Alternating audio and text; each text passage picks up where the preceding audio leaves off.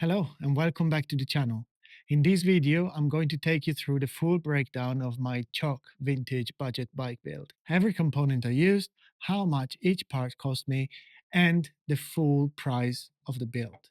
I will also talk about the challenge I came across along the way and how I got around them. And also, I will talk about the basic tools that you will need to start your own bike build. But before I do that, don't forget to subscribe, like this video, and leave a comment down below. And if you don't want to miss the next video, don't forget to hit that bell notification button.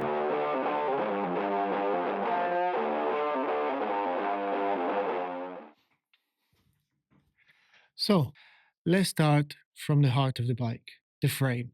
This is a 54 centimeter steel Columbus frame, hand built in Italy from what I've gathered around the late 80s, early 90s. It is a beautiful, handcrafted frame by an artisan called Giovanni Pellizzoli, and it's got a few signatures here and there that makes it unique. And the cost was only about £50. And for a frame with this much heritage, to be honest, is a steal. Let me show you a few things that makes it unique. So under the bottom bracket here, you've got a clover leaf, which used to be a signature of this bike builder. You also have got the Ciöcc in the stays there. And overall, it's got some beautiful details like these little hearts there and there and there as well. And it's just beautiful. It has got chrome forks and it's got a chrome fork stay. As I said, for this price, it's a beautiful piece of history. Next, the components. I have mounted mainly Ultegra 6800. With the exception of the crankset, which is from the Ultegra 8100. The price was very decent.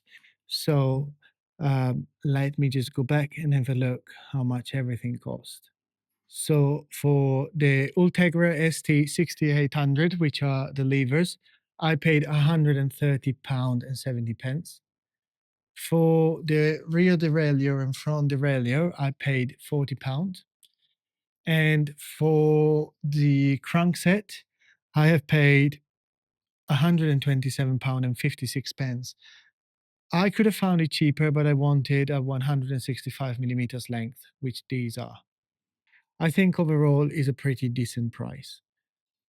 Bottom bracket, I bought a bottom bracket from AliExpress from a company called Cenix.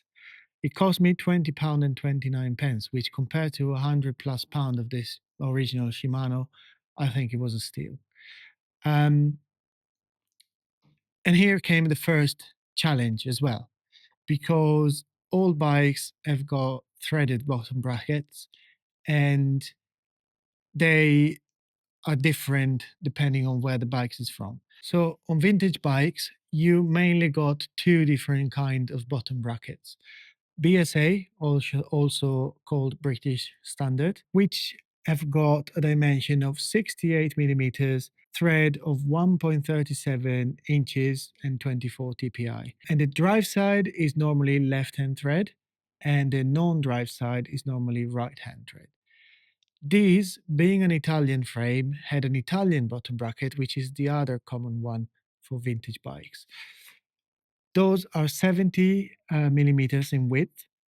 I've got a thread of 36 millimeters and 24 TPI.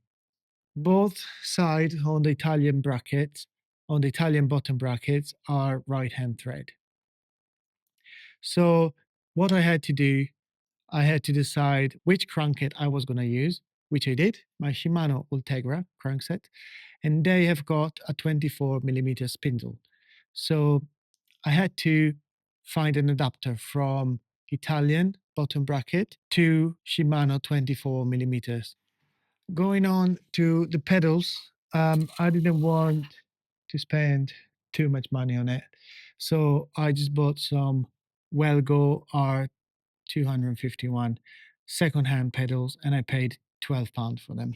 They work, they are perfect, no issue with that. They are made of metal, not plastic, which I'm happy with.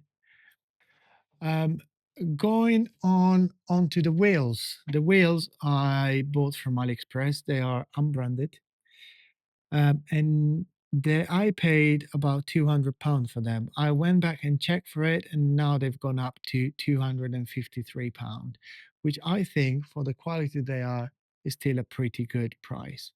The only things that you need to bear in mind when building a vintage bicycle is the spacing for the rear wheel. It needs to be 135 millimeters. If it's not, and if it's less, which is likely, you can have it cold stretched by a professional, or you can just force it. Luckily, this bike was already with a 135 millimeters wheel, so I didn't have to do anything. It just fitted straight away. Going on to the tires, I'm running Pirelli P4 Sports. I paid £50 more or less for both of them, and normal inner tube. Brake wise, I bought some Ultegra brakes. However, unfortunately, the front brake didn't fit. Why didn't it fit? Because the spacing between the top of the caliper and the wheel is bigger than a normal bike, than a modern bike. So I had to buy some long reach rim brakes. I had a look around. I found this Condor Strada, and for them I have paid £44.99 pence. Also, because I'm running carbon fiber wheels, I had to buy some carbon fiber wheels brake pads, which are these. I bought them from AliExpress, at £4.11 for the pair. Going on onto the tape, also from AliExpress, I paid about £5 for it. And same for the saddle, also from AliExpress, £16.09, which actually is very comfortable. I couldn't believe how comfortable it is. I think I've gone through all the components. The bottle cage is a bottle cage I had lying around, and the cassette as well. I had an 11-speed cassette lying around. Let me see if it's branded. Uh, yeah, by the look of it, is a Shimano 105 uh, 11-speed cassette. So the total cost of the bike should come at £771.55. And for a unique, fully custom vintage bike that blends the character and the heritage with some modern performance, I think is a pretty good price. When you see out there people that spend £9,000 on neo retro builds, I think for just under £800, I've got a really nice bike that I love to look at when I'm sitting in a cafe having a coffee during my ride. So, to summarize the challenges I came across, the first one was how to choose the bottom bracket. That's pretty easy. You've got mainly three type of cranksets. You got the 24 millimeters, which is normally Shimano. You've got the DUB, the SRAM, which is 29 millimeters, and you've got the 30 millimeters um, spindles, which is Visions and some others, maybe FSA. I'm not sure. On this one, I've got the Shimano, which is a 24 millimeter spindle. So I had to do some research, and you just need to look bottom bracket conversion, ETA to Shimano or ETA to 24 millimeters, and there is plenty out there for all prices. That was the first challenge and the first thing that I was really afraid of. The second challenge, and also more than a challenge, it was something I was afraid of. It was the space on the rear wheel. I wasn't sure if the wheel was going to fit or not. Luckily for me, that wasn't any drama at all. The third one was a little bit more of drama, which was the brakes. The brakes that the bike fitted before was normal brakes, and they were rubbing on the tires, and the tires just blew. and I couldn't work out why, but I've done some research and I found out that on vintage bike, the reach is longer and you need to get long reach brakes. It's not the case in all of the bikes, but in most of them, you have to do that. So have have a look, have your research, have a look at the distance you need, and you might need to purchase some long reach brakes. Um, then other challenges.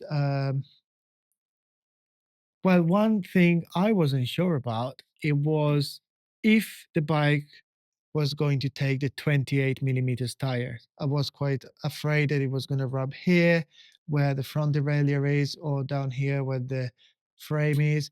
But actually, they don't rub anywhere whatsoever, and there is still probably a couple of millimeters play. So I'm very happy with that. The only challenge now going forward is riding this bike on the wet and brake on carbon fiber wheels, but I'll just go slow. I don't go that fast anyway. Now let's just talk into the tools that you need if you want to build your own bike.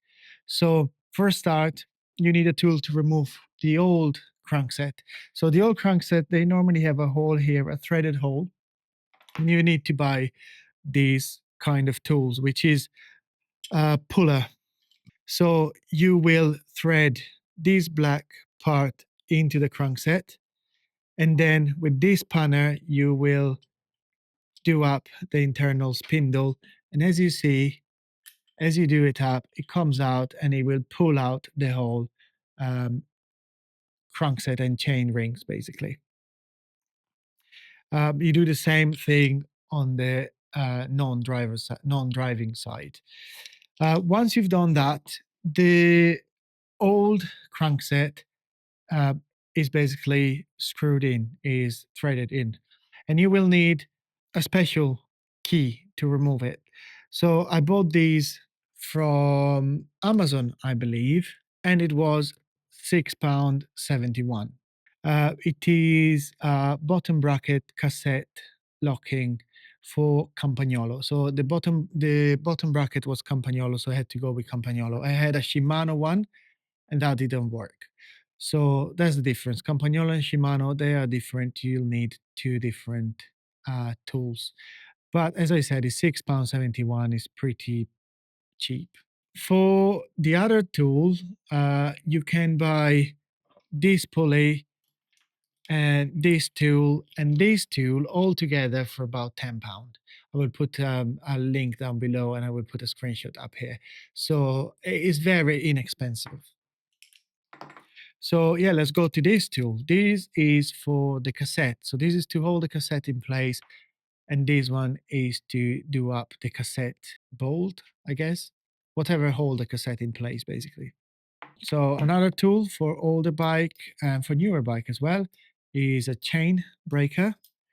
And with the chain breaker, you should get a tool to measure the chain and another couple of things. So this is the tool to do up the quick links, and this is to hold the chain together while you do it, the two end of the chain. And these you can buy it for £5.59, and it's very cheap. You don't need to be super professional if you do it as a hobby like I do. They work perfectly. None of them broke, so I'm happy with it. I was nearly forgetting, for the bottom bracket, you will need a bottom bracket tool for the modern bottom bracket. So this goes on the outside and you screw it on. Also very cheap, about £3.64. I will put a link on down in the description for all the tools and for the parts I bought new. This bike does mean a lot to me. Not because of the bike itself, but because I took the risk. I never built a bike before, and I challenged myself and I managed to get a decent result and a cool bike for a fraction of the price. I don't need 5 grand to have a cool bike. I spent my £771 and now I've got a really cool bike that I can be proud of. If you're working on your own project, leave me a comment down below. I'd be interested to see what you're working on. And if you haven't done already, don't forget to subscribe to the channel, like this video, and hit the notification button so you don't miss the next one. For this week, it's all, and I'll see you in the next one.